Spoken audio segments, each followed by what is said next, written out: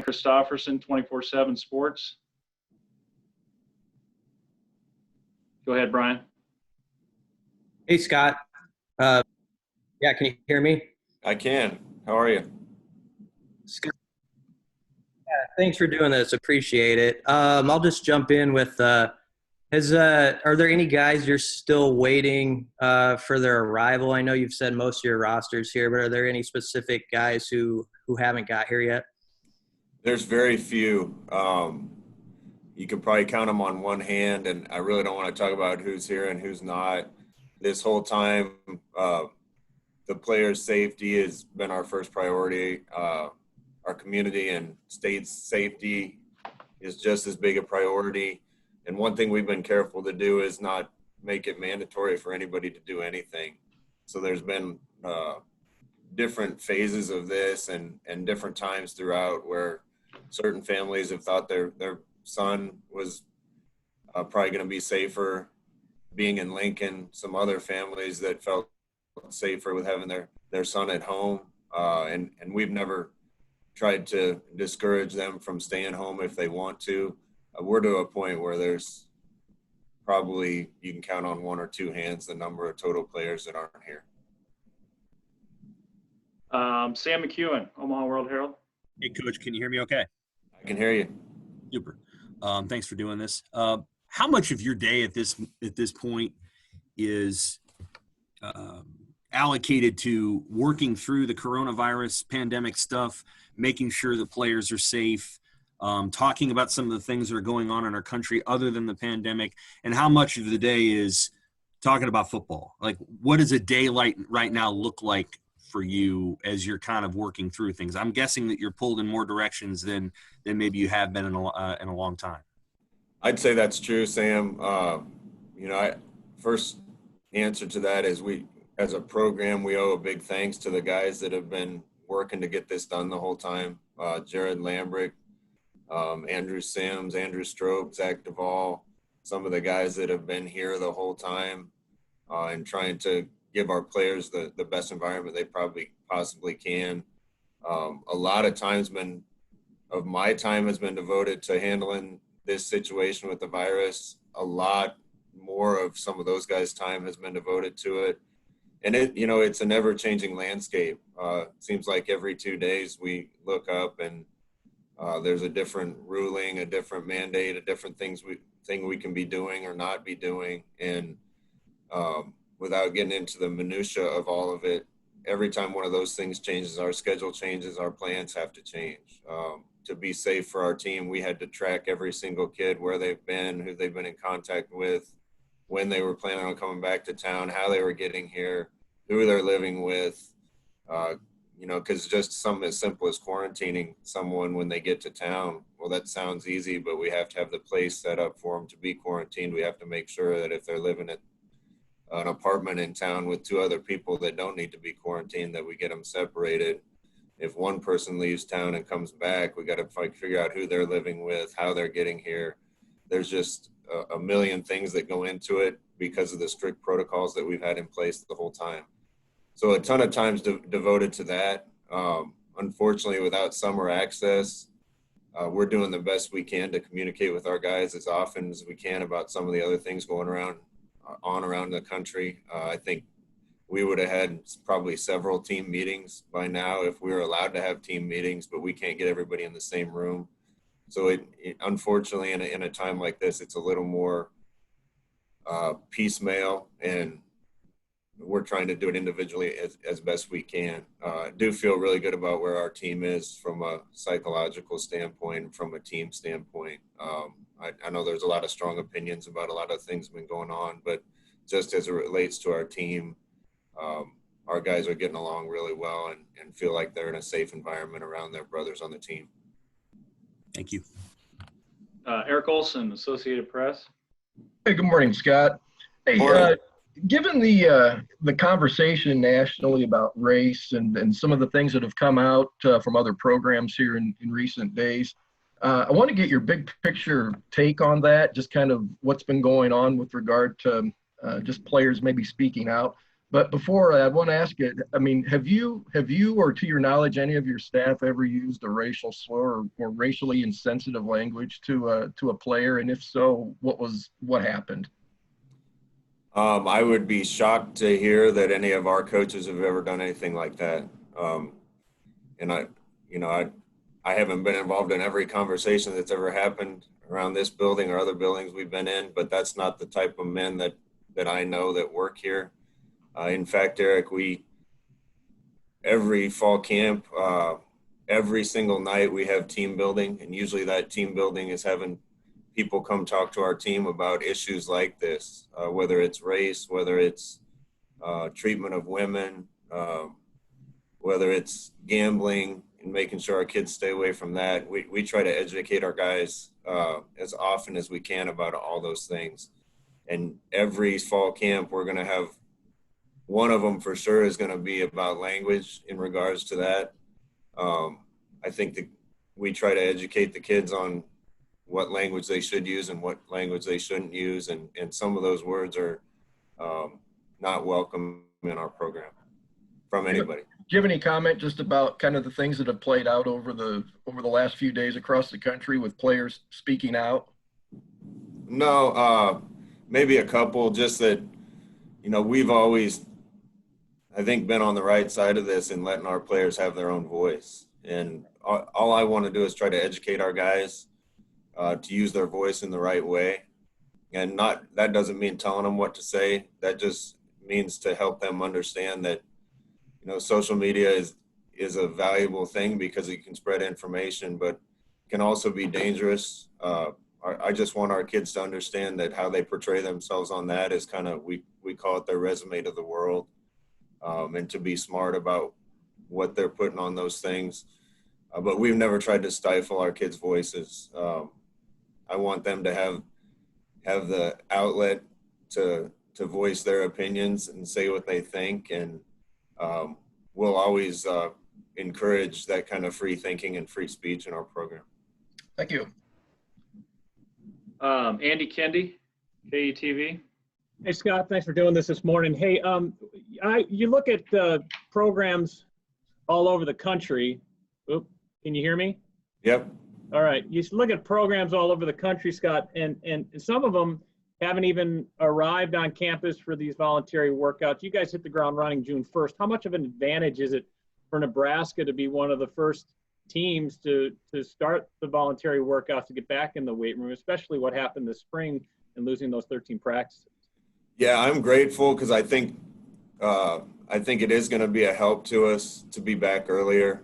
And we owe a thanks to a lot of people. I kind of mentioned some of our operations people and some of the coaches that have been essential personnel and been here the whole time to make sure that we are ready to get our kids back, maybe ahead of some other people. Also got to thank, everyone from Ted Carter to Ronnie Green to Bill Moose, even the governor and the mayor. We've been careful to follow every state health guideline, every city health guideline.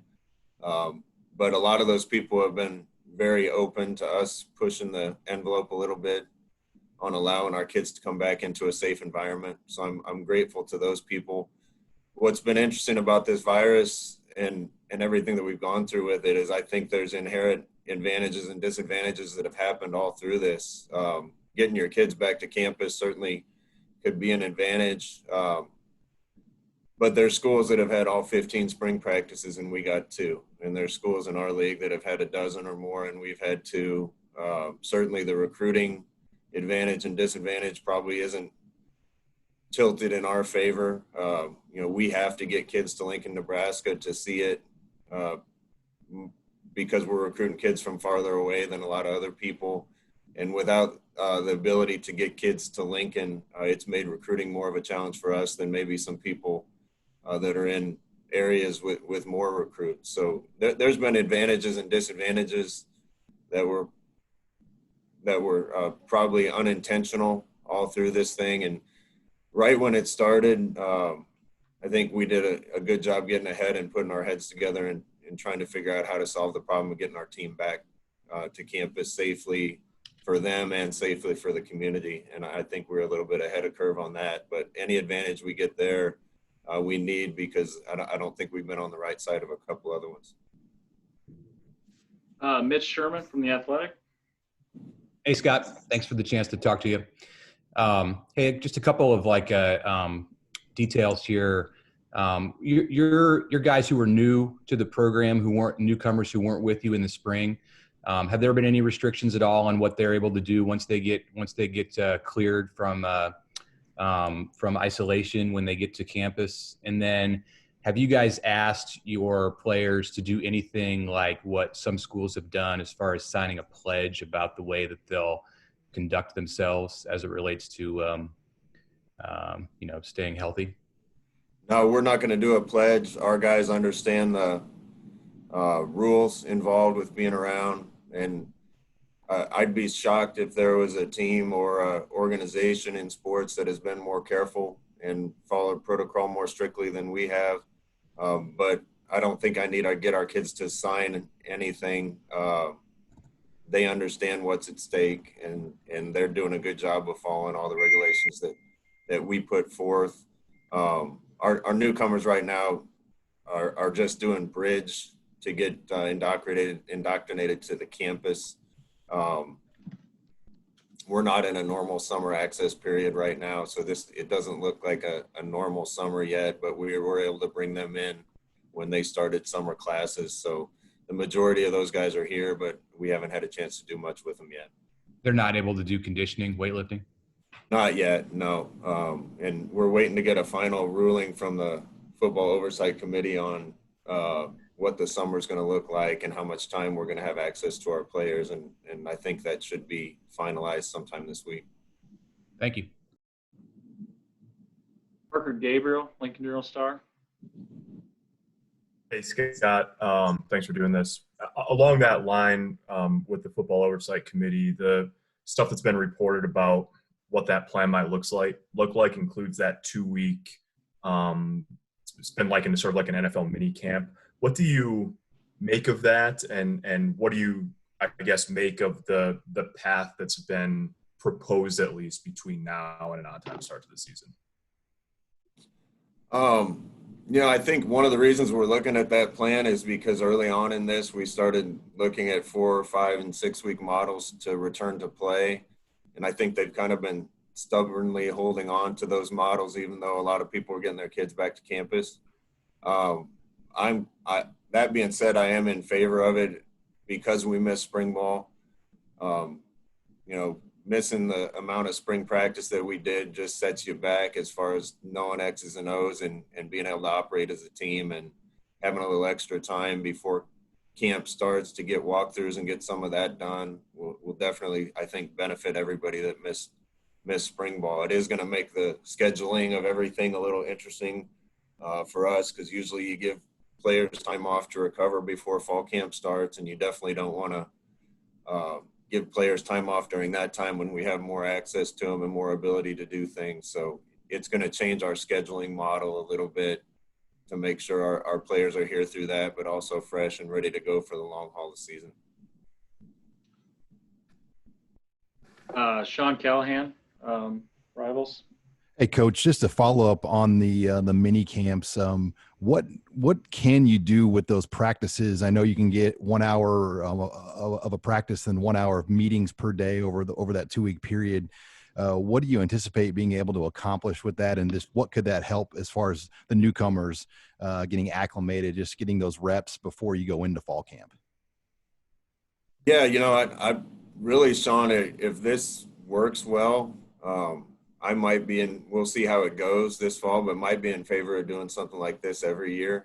So we'll see if anything like that plays out. The model for what it's supposed to look like, again, hasn't been finalized yet, but there's a proposal that it would be about a week and a half of 20 hours a week of access with the players that'll include non-contact walkthroughs, which again, from my standpoint, if we can get some work done during that time, as far as the X's and O's go, we're actually going to be able to be a little easier on them in camp. You won't have as much to get installed and as much to do. So maybe you might be able to limit the reps and just basically do enough to get them ready to go out and hit. get used to wearing the pads and get some live reps. But they'll probably, with the added week and a half, you don't have to be in quite as big a hurry to get a lot of reps run and a lot of the X's and O's in. So we'll see if that passes this week. That's the direction it looks like it's going. And I think, like I said, with everybody missing some spring ball, that's some valuable time to just catch up on the X's and O's in the scheme that we missed out on in spring. John Bishop, 1620.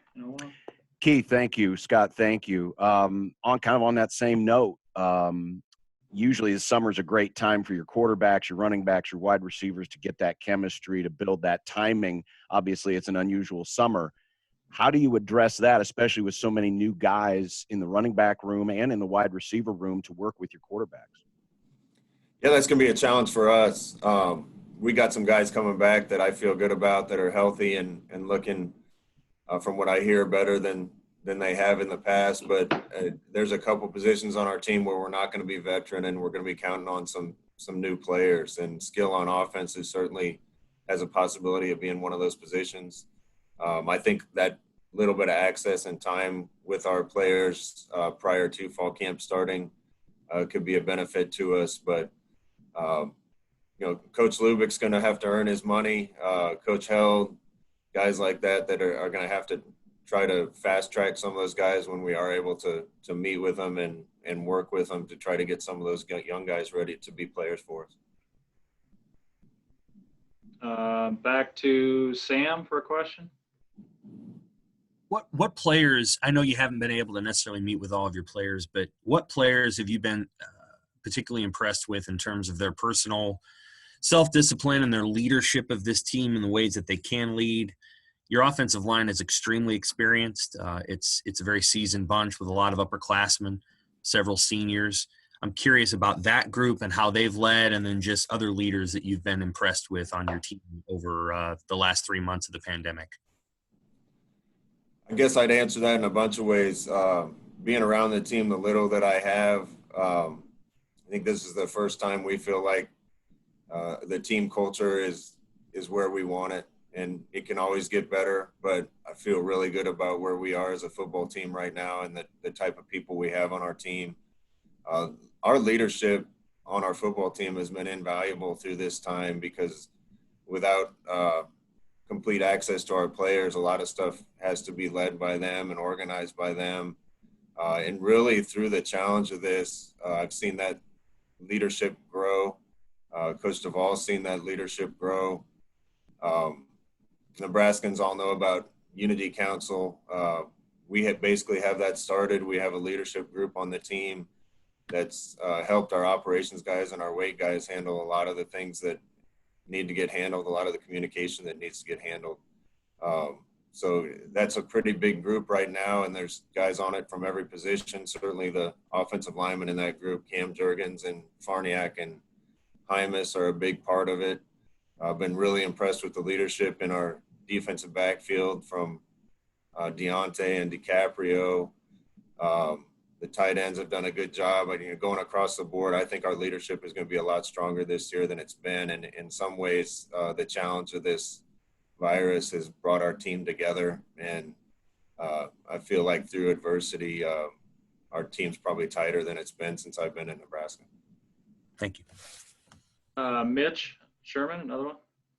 Yeah, I know you've been forced this offseason to consider a lot of things that just haven't ever really been on your plate as a head coach, including testing of your student athletes.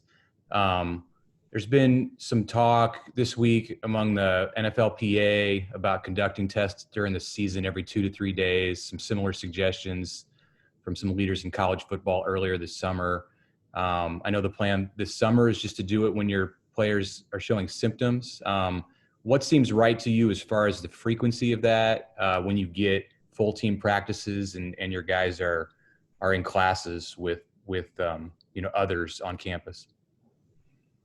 I have a finance degree and a background in coaching. I don't know much about medicine. I'm going to leave it to people that know a lot more about it than I do to make those decisions, and we're going to follow whatever protocols they suggest. It does seem like some of those opinions and the facts on that seem to be evolving constantly. You know, that's a lot of testing if you're testing everybody every 2 to 3 days. I think it's going to be interesting. You know, there's been some debate on whether people are contagious when they're asymptomatic or not, and how contagious they are if they're not showing signs. So again, I'm kind of following along with all of that the same way you guys are. I do think that's one thing that we're kind of missing is a little bit of guidance right now, and it's early to be finalizing it, but a little bit of guidance once we get into the season of what you do when someone is symptomatic, or what you do when someone does test positive. And you know, when you're talking about a contact sport like football, if somebody does test positive, it's going to be next to impossible to go back and watch every rep of practice to see who they've touched during practice. And I will tell you this, through it, our kids are not scared of this, and I know there's a lot of people that are, and rightfully so, but you know, our kids just want to be out lifting and running and getting ready for a football season. And I think some of the directive on how we handle those situations is going to be important as we get into season, but I know our kids want to play. Thanks.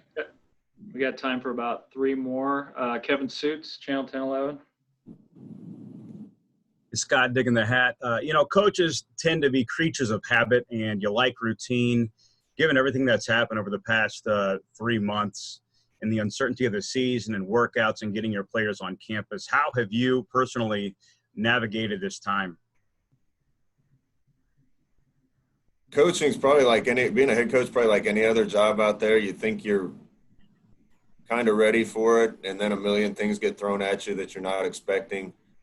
That's just kind of the business, and probably a lot of your guys' jobs too. The best you can do is try to address every situation in a timely manner and the best way that you know how. And every time you step up to the plate, there's going to be new pitches coming at you, and you got to be ready to swing at them and hit them. We have a team that's been pretty light on our feet. You know, not to give you a sob story or anything, but as a staff and as a group, we've been through 3 games canceled by hurricanes and lightning storms that cancel games and rescheduling. And we certainly didn't anticipate this one. But again, I want to thank publicly, and will continue to, a lot of the guys that have been doing the work on the ground around here, because I think I'm confident we've handled this as well or better than anyone else in the country, and hopefully given ourselves maybe a little bit of an advantage through our ability to adapt to these difficult times. Parker Gabriel again.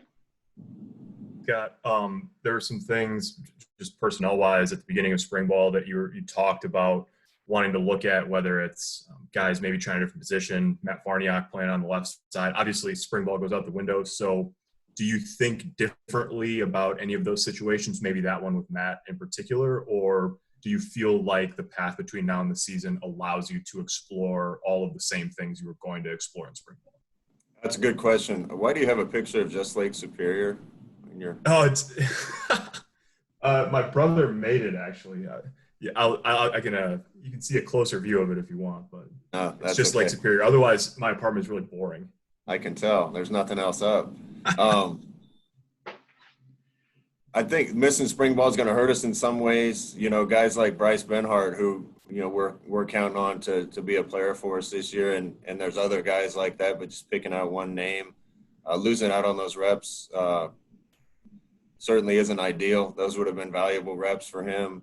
We've also had to kind of fast track some of those decisions that we might have had time to examine a little closer in the spring. And it's interesting you ask about Matt. Through talking during this time, I think we're going to probably start him out at right guard, just expecting there to be a younger player at right tackle potentially. Having a veteran with Hymas on the left side of the line and a veteran with Matt on the right side of the line, I think will help whoever's playing left guard and whoever's playing right tackle. Also give us the ability to move Matt back out to right tackle a lot easier if he's playing on the right side. So, again, those are decisions I think we would have had time to evaluate and examine a lot more closely if we'd have had spring practice, and we've had to make them a little quicker now that we know we're going to be limited in the number of reps that we're going to get. Brian Christopherson. Yeah, Scott, knowing what you know about your young QBs, how do you think Luke and Logan in particular are equipped to deal with missing an important spring? And with Luke, I mean, what's the biggest step after kind of reviewing his season last season that he'll have to take in this kind of odd off season? I don't have any worries or concerns about Luke, to be honest with you. He's one of the hardest working kids on our team. He spends all his time on football. He's going to be ready. All the reports I'm getting is that he's whipping it around really good and throwing better than anybody's ever seen him throw. So I feel real confident about him. Obviously, with Logan being new and enrolling early, missing those spring practices wasn't ideal for him either. But we'll get him caught up. We were sad to see Noah Vedral leave, but I feel great about those three kids and some of the ones behind them. And that is going to allow us the opportunity to focus the repetitions in fall camp on the three guys and Matt Masker and others as well. So I think they'll get plenty of reps in fall, and we'll get Logan caught up. Take one more here so we can keep Coach on schedule. Derek Peterson, Hale Varsity. Hey, Coach, thanks for doing this. I hope everybody at home is doing well for you. I have just kind of an open-ended question for you to kind of end things with everything that's gone on in the last couple weeks with the civil rights movement. I know you've had conversations with your players, with coaches on staff, with the athletic department as a whole. What's something you feel like you've learned from this time?